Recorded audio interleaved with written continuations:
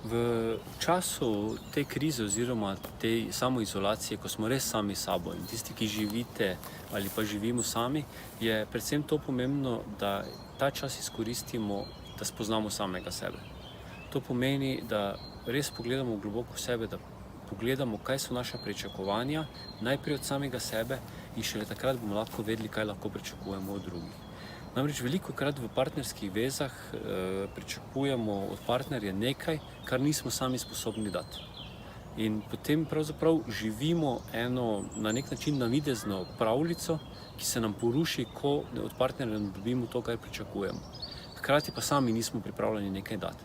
In zato res dajmo izkoristiti to vezo ali pa to, bom rekel, čas, da pogledamo, kje so tiste naše prave vrednote, kaj želimo od življenja, ampak realno, kaj želimo od življenja.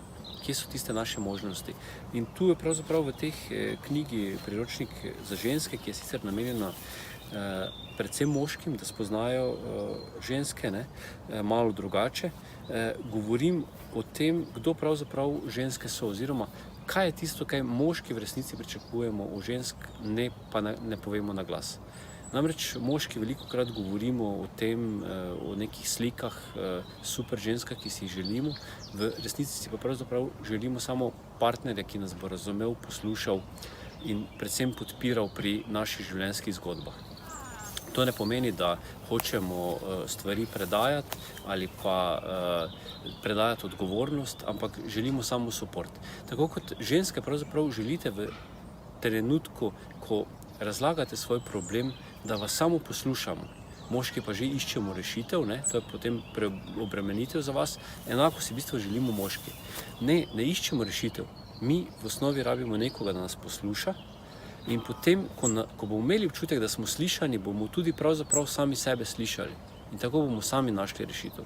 Vedno v osnovi najdemo rešitev, vedno sami v sebi, ampak potrebujemo pa v partnerju oporo, da nam da tisto neko potrditev, da gremo dejansko v pravo smer.